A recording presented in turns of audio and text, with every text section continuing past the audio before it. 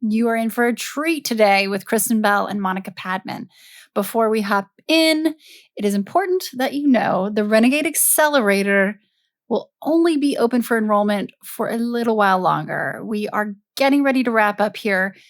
The summer session is stacked with some incredible women, and we are looking for just a few more. So if you are or know of a female leader, entrepreneur, executive, visionary, founder who is looking to step up, elevate their career, elevate their business, 10x the way they think, 10x the way they execute, and really make a lot more of an impact and more income, then send them our way or head to renegadeaccelerator.com. Here's what I suggest you do if you head there. Watch the video on the homepage. This is where Renegade graduates talk about their experience and talk about their results. Don't take it from me, listen to them. The curriculum is packed, but what you're really getting is a mosaic of like-minded, like-hearted women who will continue to have your back. We are hiring each other. We are investing in each other, sending leads, making introductions, and everything and anything in between. And this doesn't stop. Once the program ends, you're in the Renegade Collective, and we continue on. This investment in yourself pays dividends for the rest of your life. And always bet on yourself because you create the odds. Head to renegadeaccelerator.com, and if anything, just sign up for our emails. We will walk through a process in helping you determine if this is a good fit for you right now. If not now, then when? And if not you, then who? Why not now? I think if you have any feminist feelings, you got to look around you and you got to look down on the totem pole and go, who can I help up? Because that's my feminist agenda in action. That's me, taking it from words and feelings to actual action. I will help somebody. They will help somebody. And then, it'll just set fire to the whole thing. I'm Amy Jo Martin. Welcome to the Why Not Now show.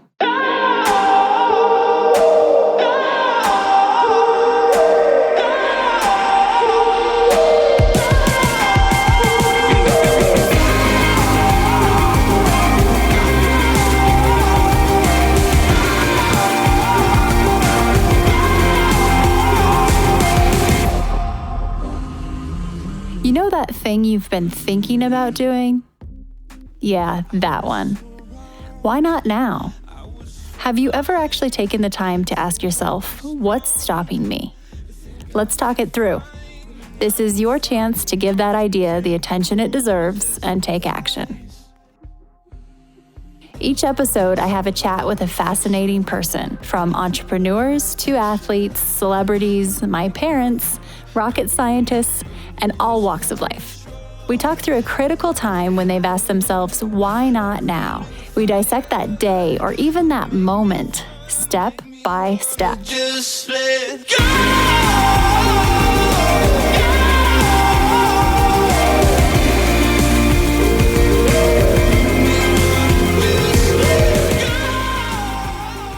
We have Kristen Bell and Monica Padman on the show today. And yes, that Kristen and that Monica from Armchair Expert with Dax Shepard. Okay, so Kristen and Monica are talking all things shattering glass, shattering that glass ceiling. We are talking about negotiating. We are talking about imposter syndrome, confidence, and the role men play in elevating women. Both Kristen and Monica are renegades. They're at the top of their game within their industries. Yes, Kristen Bell is an A-list celebrity. She has been on the big screen playing some of the biggest roles. And Monica is the co-host of one of the very, very, very top podcasts out there. So they know what they're talking about. But this is a topic today that they don't always talk about. And that is, how do we accelerate women forward? And how do we accelerate women upward in order to put cracks in that glass ceiling? It's really interesting to hear this side of them and to hear their point of view, to hear their journey, their challenges, specific situations. Now, Kristen Bell and Monica Padman have a new series coming out. It's a 10-episode series called Shattered Glass. This is a podcast series where they interview women like Oprah Winfrey and Malala and Gloria Steinem and share their stories. Because seeing is believing, and everybody's story has lessons, has opportunity for other people. Without further ado, here is Kristen Bell and Monica Padman.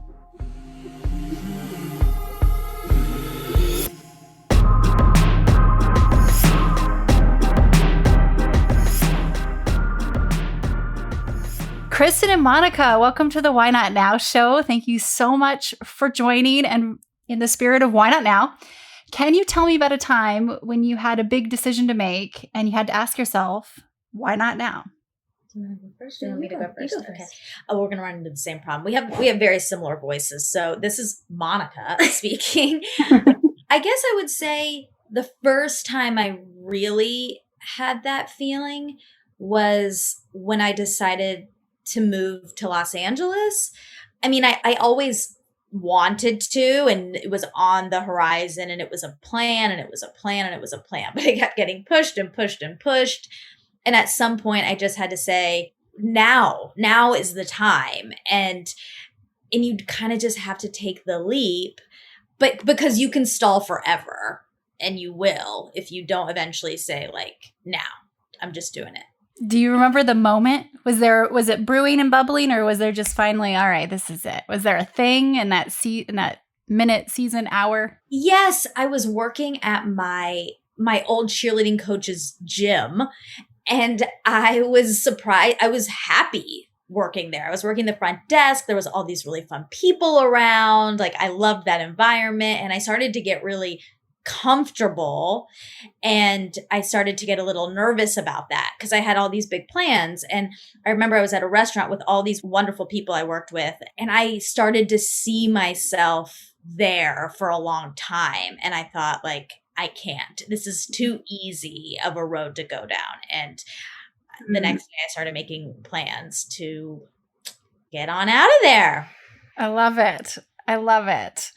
Let's hop to Kristen as well. And then I'm guessing there will be some themes in here, but I also would love to talk about your new project. Yeah, I would say Monica reminded me, I had a similar one when I moved to LA. I mean, I think that's the most isolatable big decision of like the completely moving coasts, because I was living in New York. And the why not now, I remember really specifically, it was when two of my best friends had also said, should we move to LA? And we collectively asked ourselves that question. And the reason that's significant for me is because until very recently, probably the last 3 or 4 years, my why not nows have always been a community question, because I am paralyzingly codependent. So they have always been, should we do it? Should we do this as a team? That's the only way I felt comfortable. Now, as I've grown older and started nurturing my inner introvert, especially during the pandemic, with the added time, I mean, I know it was weird during the pandemic. We had all this time, but then also we had no time. But there were questions I asked myself of, I've always wanted to paint. I've always wanted to draw more. Why not now? This is the time. So I asked myself personally those questions over the past year, but it took a global pandemic for me to be able to ask myself that question. So that's the takeaway for me, because I've always been able to rally a group of my friends to do something and take a risk, but the solo venture is just now showing itself to me. Very interesting. And so even looking at, Monica, what you had said about, you got nervous because you were getting too comfortable. It was becoming too easy, and how, self-aware you were to know that was a road that you didn't necessarily want to go down. And then Kristen, with, looking at a lot of women who listen to this show are considering a pretty big shift. And one of the things we talk a lot about is you want to be somewhat protective in the early phase of an idea or a big move on who you might share that with, because you want them to help foster the seed, right? It's like a greenhouse that sometimes you want to protect. And that's kind of a parlay into, I know you have a new project that's really focused on women and, shattered glass and shattering that glass ceiling. And so there's so much commentary and so much understanding, I believe, around us supporting each other. What do you think is the role of men in helping this happen? Personally, I think it's the exact same as women. I think that we are going to get nowhere if we keep separating into these groups. That has to do with any form of, not just the Me Too movement, but in the workplace and the home life and equal share of the chores. We need men to be on the same team. The conversation cannot just happen for women, and we can't completely disregard someone who sort of isn't there yet. I think if somebody makes a mistake and isn't doing 50% of the work with the kids, you can explain to them, well, now there's a big conversation going on about how we should share the chores. Let's do that. I think we need to keep men on the same team. And I think it's really important that we keep men in the conversation, because we will get nowhere if we disregard they're half the people on earth. Yeah. So yeah. No, I completely agree. I think it's oftentimes a mispoint in the formula for moving forward. We disregard how much they can help our cause and our movement. We will fail. Yeah. And there, on one of the Dave Chappelle specials, he said, you're going to have to accept some imperfect allies. And I always think about that, because if we're waiting for perfection, if we're waiting for everyone to be at 100% on our level, or, cohesive agreement on everything, we're just not ever going to make any forward movement. And so it's important for us to keep having these conversations with everyone, so that everyone can take little steps so that we can, eventually make bigger leaps. I think about mentorship as well, and I'm curious to get your thoughts on this. Historically, until maybe 5 years ago, most of my mentors were men, and it was just a numbers game, because a lot of us worked around so many men. And so when it comes to mentorship and knowing we can have equal value exchange, obviously we must. What do you look for in mentors? And also, do you have mentees? And how does that play a role in your lives? I have a mentor. She's sitting right here. Amazing. Great question for us, because she might not want to take credit, but that's definitely who she is. And it's incredibly important to have female role models. In general, modeling from birth is incredibly important. You model what your parents do. So you want to see someone like you who is making good decisions and owning their own power. And that's exactly. And owning their own struggles and mistakes and not sweeping them under the rug. And I will also say that, this podcast, which is my first time ever doing this, Monica's been my mentor, because I've turned to her when I was nervous to talk to some of these huge name women that we were going to have casual conversations with. And I'd say, are these good questions that I've prepared? What do you think I need to ask about? And she's guided me. So now, sure, maybe I was your mentor in the beginning, but now it's a tennis game where we're there for each other. And I will say, having just been in the business for so long that I've seen other women, I think it's incredibly important to have mentees. If you think that there is 1 ounce of your body that cares about female representation or women helping women, you got to put it into action. I think if you have any feminist feelings, you got to look around you and you got to look down on the totem pole and go, who can I help up? Because that's my feminist agenda in action. That's me, taking it from words and feelings to actual action. I will help somebody. They will help somebody. And then, it'll just set fire to the whole thing. And it also then prevents this idea of there's only one spot. There's only one spot for a woman. If women are bringing other women up, that's just not the case. So it's so important to do. I love that. And I love that you're reverse mentoring back and forth. It's a volley, right? Because here you are in this new situation and Monica, I've been listening to your show for quite a while. It's the only one I really listen to, because we've done almost 300 of these, and it's just... And you have your 10,000 hours. It's your zone of mastery. So it's amazing that you're able to share that with Kristen as well.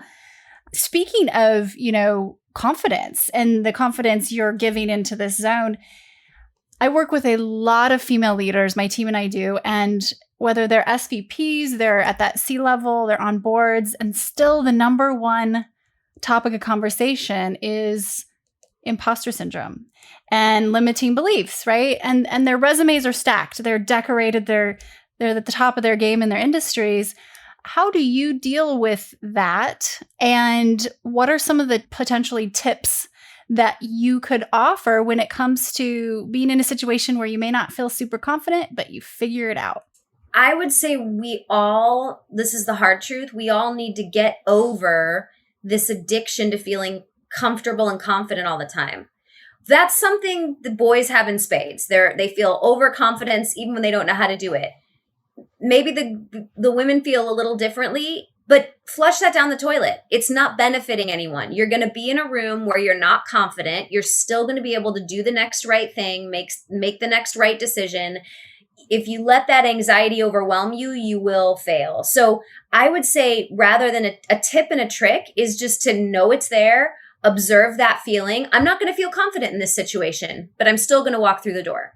There's really no other fix to it than that I see. It's like, just stop giving it the headspace that it's asking for. Yeah. And I think also know that if you aren't feeling some of those feelings, then perhaps you're a sociopath. I mean, like, it's just part of it's part of being a human. If you're empathetic and present, like all of these things that you want to be, it comes with that. Like, even just on Armchair. And this is, I don't think actually specific to women. I think a lot of people who are get placed in these positions of power or, find themselves in a meeting with VPs of Netflix or whatever. Like, all of a sudden you're like, oh my God, how did I end up here? It all starts flooding in your brain, but it should. It just means you're aware of the whole gambit of your life and other people's, and you're just self-aware of the world around you, which is important. And especially as women, I think we should start to place the value on those feelings. That's what separates us sometimes. And Monica's right, it can happen to guys too. But my main goal is to help women recognize what has previously been looked at as our weaknesses, start looking at them as our strengths. When you walk into a room and you feel nervous to be there, how did you get there? Those could be the words you say to yourself. Here's another way to say those words. Wow, this is exciting. I'm in this room. I must be here because I'm offering a fresh new perspective. I must be here because they think I'm qualified and I have it in me to offer something new because I don't yet understand the inner workings of this room. Fresh eyes are valuable, right? Absolutely. Always a way to reframe it. Always. I love this so much. And it's so true. Like, in terms of confidence, there are times, my friends and I were just talking about this. There are times where I look back and I'm like, I'm not even sure if I was confident or if I'd kind of faked it enough that I thought I was. It really doesn't matter one or the other, but I might have been faking it at the moment. It became so common, right? It's like, it's fine even if you just show up. You fake it enough times and that starts to fade because you've proven to yourself that you can do it. Or you don't even have to fake it. You say, I'm unsure how to make this decision. And that, by the way, is a brilliant thing that any leader can do. I'm unsure. I need to gather more information. And you get the perspectives of 6 people around you. And at that point, you'll probably have a gut instinct as to what decision to make or how to proceed with said meeting. And you have shown a beautiful color in the human personality that we don't see very often, which is the admittance of I don't know. Mm-hmm. Yeah, I think someone we spoke to even was telling us that, like, there's power in saying I don't know yet. I'll get back to you. Yeah. We've got books about that for my girls. There's a great book called I Wonder about the power of saying I don't know. And I think it's something we have yet to find a generation that's comfortable doing, but I really want to see it. Because, by the way, when you say I don't know, all you do is gather more data and make a better decision. And when you say I don't know, and both people say it, it means you can wonder together. And I do believe you can say, I don't know confidently. Like, I don't know. And you can still maintain a presence that I still deserve to be here. And I have, I'm here for a reason. Yeah, absolutely. So I'm a big proponent of getting women more women a seat on the cap table, not just a seat at the table. So equity, advisory shares, whatever it is, so we can have a larger, more influential voice in big decision making. And also, if we follow money, if we follow capital, we find more influence and power and persuasion. Can you tell me about a time where you have had to really lobby for yourself and negotiate and a big takeaway from that experience? It could be a lesson. It doesn't have to be a win. Sometimes the best takeaways are from things that didn't go well. But every time I'm still learning to do that. I don't really know how to do it. And every time I've ever done it in any of the jobs I've had, it's been at the encouragement of my husband, who has said, we have a saying in our house when we want to give advice to anybody, it's, are you coachable? It's like a question of like, do I need to walk on eggshells or can you hear me right now? And so for some specific contracts, he'd say, are you coachable? Do you want my advice? And then he'd go, you're thinking way too much about this. Here's what your value is. And if they don't want your value, you can walk away. And those have been really hard decisions because I am very empathetic. I'm like, well, I don't want them to think I'm greedy. And he's like, here's the market right now.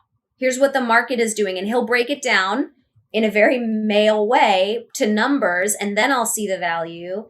And every time I've done that, it's worked. But I'm still unable to do it by myself. I'm still learning. It's hard. It is so hard. And I mean, I do think it's, and maybe this is across the board, but I just know from all of the females around me who are in business, like this idea of I shouldn't because, I'll seem greedy, or I'm supposed to be grateful. Like this idea that you're supposed to be grateful for the opportunity versus like getting what you deserve is like in all of our bones as females, I think. And I personally am trying so hard to break that, even if for a second it makes me seem ungrateful.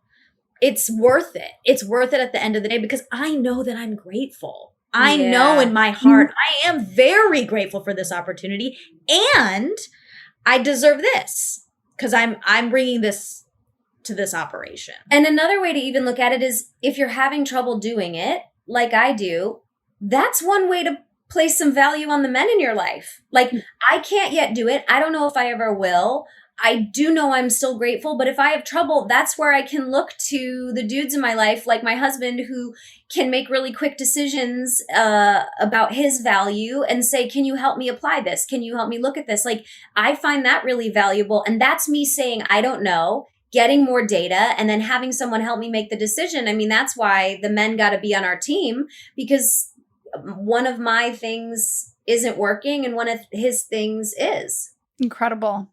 I agree. That's such good insight. And tell me a little bit about Shattered Glass. And you have some power players. Holy buckets. I'm excited. We sure do. We give all of those interviews like, how did that just happen? This was Monica's idea in the midst of the conversation of a woman being in the White House and how important that was to everyone, no matter what your political beliefs are. Everybody felt the ceiling shatter that day. Mm-hmm. The idea of stories being represented. She just said, should we do a podcast where you hear from women that have inspiring stories? Because we all know Kamala's story now, and it's affected a lot of people on all sides. But there's hundreds of thousands of women that we don't know about, or we do, but we don't know the details. Right. And they've helped, put all these cracks in the glass ceiling for the rest of us. And it's just, we're not trying to preach. We're not trying to teach anyone anything very specifically. We're not saying get in line here. We're not trying to convert anyone. We're just opening up the discussion to all these different stories and saying, here's some ear candy. If this inspires you, run out into the world.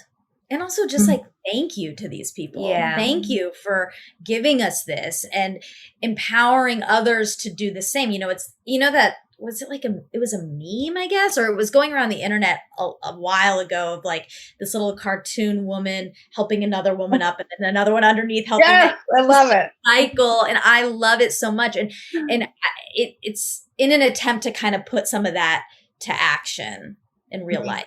So we're talking Oprah Winfrey, we're talking Gloria Steinem and Malala. And without giving it away, are there any trends and themes that you were surprised to hear as you were connecting the different conversations?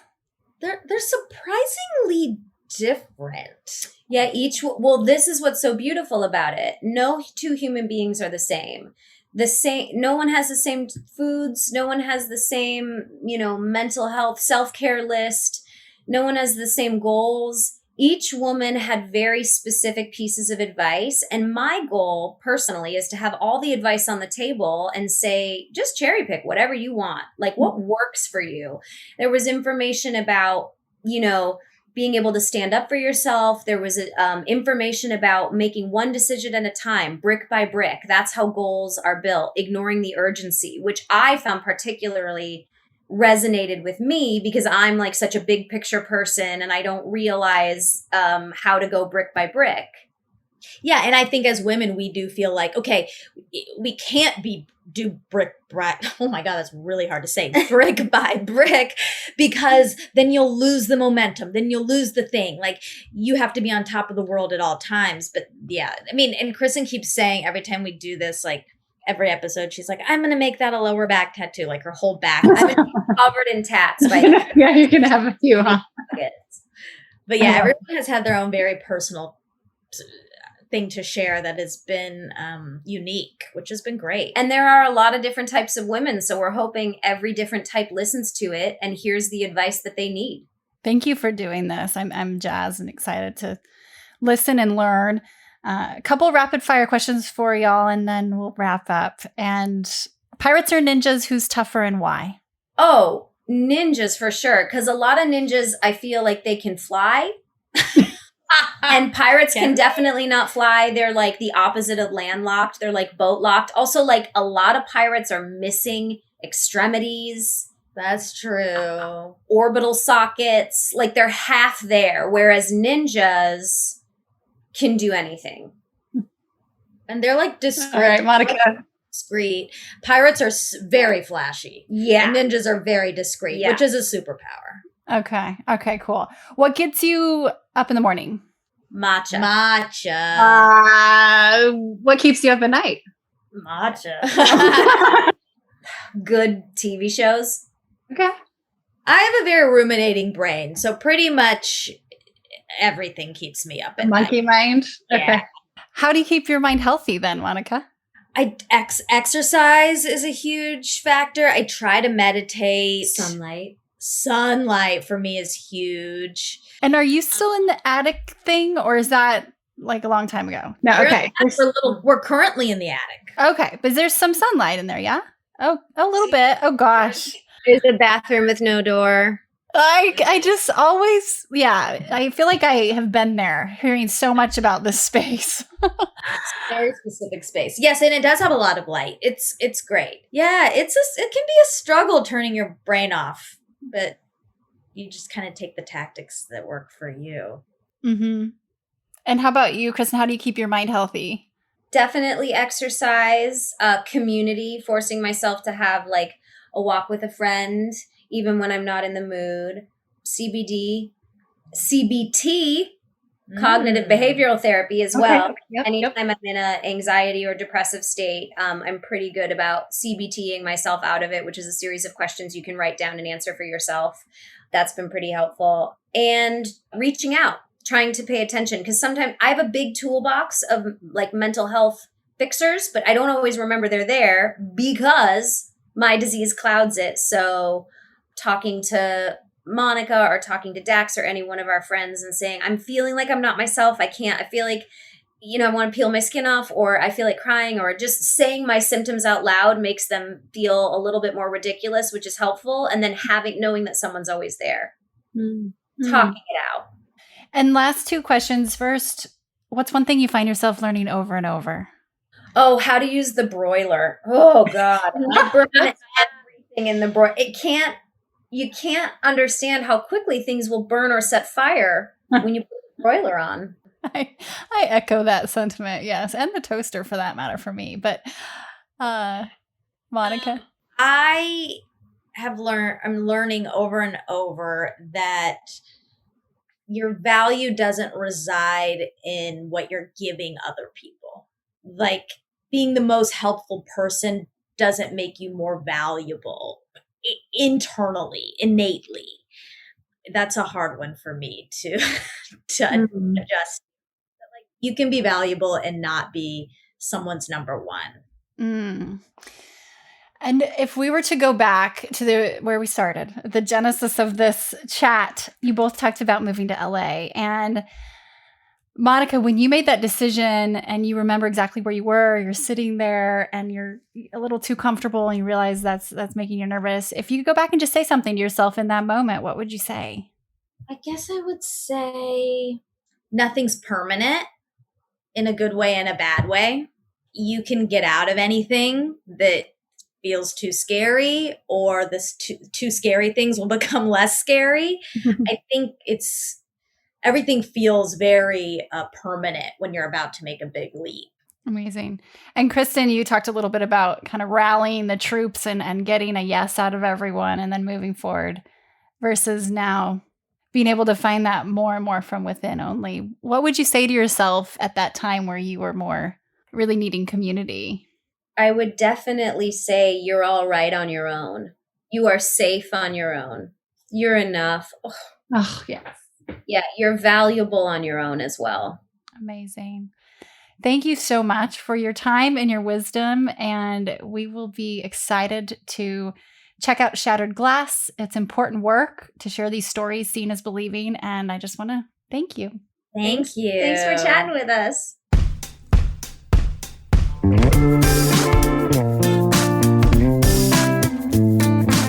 Hey everyone, thanks for listening to the show. Hit me up on social media to let me know what you think. I'm at Amy Jo Martin on Twitter, Facebook, Instagram, and LinkedIn. And I want to hear your Why Not Now moments so I can share them on the show. Just send me a note to whynotnow@amyjomartin.com. For show notes and other offers, you can visit amyjomartin.com/whynotnow. And while you're there, don't forget to sign up for my email newsletter for exclusive content and announcements. A big thanks to Rock Salt Music for all of the tunes by the talented John Coggins. And of course, a hat tip to Richard Brewer for editing and producing the show. I'll see you next time. And until then, why not now?